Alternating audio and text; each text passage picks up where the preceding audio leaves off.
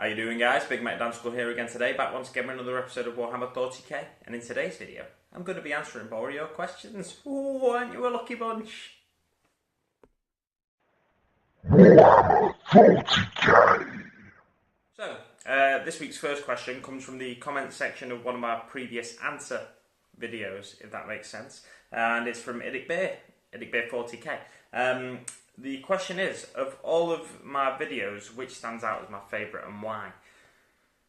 Honestly, I don't remember any of my videos, but if I had to think of one of my previous giveaway videos probably, because it was the first time you saw this Motley character, this Harlequin fella that came into shot and chased me off and forced me to do things that I didn't want to do.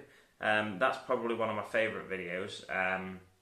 Any video where I can have a little bit of fun and try and be a bit funny, and if one person laughs at it out there, if I laugh at it, you know, I'll get enjoyment out of it. But if one person out there laughs at it, then I'll enjoy that video. If I can see from the comments that people found it funny, then I do enjoy that sort of feeling that gives me. Try to think if there's any other like more hobby related videos. I like any videos where I get good comments, really, because it makes me happy inside. It makes me know that I am doing something well. So yeah, any video like that. But if I had to pick one, probably my first giveaway video, just because I was really being an idiot in that video. And yeah, so on to the next question, and it's from Cruorangelussilicis. Seeing as I've confirmed that I am not Alfarius, am I Spartacus? I'm not Spartacus again. No, I'm not. I'm not Alfarius. I'm not Spartacus. I'm not anyone. I'm just the kind of person that fades into the background. Well, a bit more like Alfarius than Spartacus. Maybe. I'm going to throw that pen away before I keep clicking it.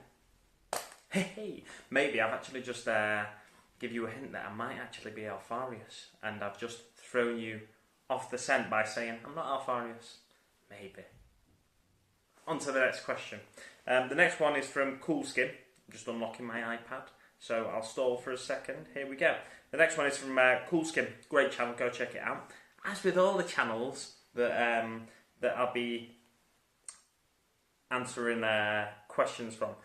So the question from Coolsskin, very creative question, but he already has the answer because he asks, am I going to win? So this the questions were collected through a giveaway video. You had to ask a question to be entered into the giveaway. The question is, am I going to win? I've already drawn the giveaway, and no, you're not going to win, I'm afraid, unfortunately, but a very creative question. Thank you very much for that. And the next one is from Rick Lewis. Which faction is best, Orcs or Orcs?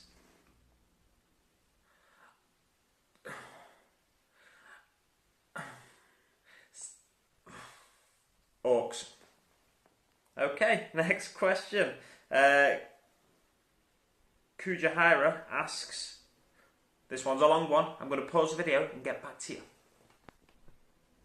So basically what Kuja Hyra asks is, what are my thoughts on 3D printing, the process, the ideas behind it, potential it could be used for, and what do you think of the ability to buy cheap kit from eBay, etc., and have my own one? And have my own one. So my thoughts on 3D printing. It's great. The whole idea that you can just print, especially for this hobby, the whole idea that you can print something and then use it alongside the miniatures you've got in your collection. You could even print proxy miniatures if you wanted to. That's the subject potentially of a future 40k video. But yeah, the whole idea that you can just print your own shoulder pads or your own weapons for conversions that you might want to do, stuff like that in the future. So hobby-wise, I think it's great. The idea that you can buy your own 3D printer, just put it on your tabletop, start it printing in the evening before you go to bed, come back down in the morning, it's printed what you need. I think that's fantastic. There's a lot of applications it can be used for outside of the hobby as well. I've heard of 3D printing of things like joints, replacement joints, hip, knee joints, that sort of thing. 3D printing, they can 3D print organic matter now as well. I saw the other day a short item on the news about basically 3D printing food. So to get your kids to eat more vegetables, you can get these vegetables, the vegetables you want them to eat, you can stick them in a blender or something and make them into a paste, put them into this loader, if you like, on a 3D printer, and then print them out into a specific shape. I mean, when I was a kid, I ate vegetables, I was fine, but some kids don't like vegetables, so if you can print them into an interesting shape for them, and it's more likely to make them eat them, then stuff like that's great. I think, wider applications in the world, as well as hobby applications, 3D printers are great. And I know in speculation, when 3D printing first sort of started coming into the open market, into the home market, the personal market, I don't know what you call it, but it started getting cheap enough to sell 3D printers to people. People were talking about printing GW miniatures that you can download the files for from the GW website, that kind of thing. GW don't do that at the minute, but people are saying that could be a future application for it, and the possibilities are near endless. You can 3D print parts for a bigger thing, even if you can't print a bigger thing, like you can't print yourself a car yet, but you can 3D print parts for it, potentially. So the applications are near endless, so really good question, Kuja. Thank you very much. I know you've got one yourself. I've seen you use it to do some terrain pieces and stuff like that. So really interesting question, and thank you very much for that one. This was going to be a really quick Q&A video, but that one made me go on a bit longer. So thank you very much indeed. On to the next question. It comes from the Nerd Life. How did I become so damn majestically handsome? Well, you see, it all started when I decided I was a 10. And once you decide you're a 10, that's it. It doesn't matter what you look like, you're just a 10.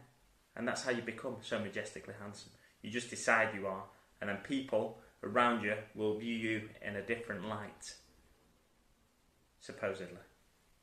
But yeah. Good question, thank you very much, and I'll move on to the next one.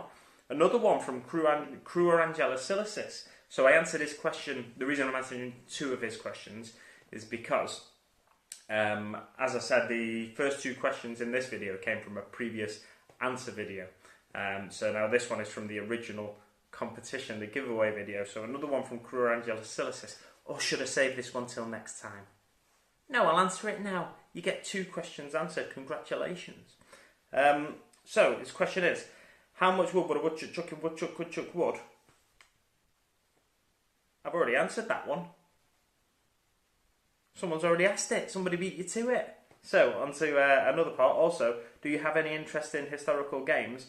And if so, which period in history takes my fancy? Great question.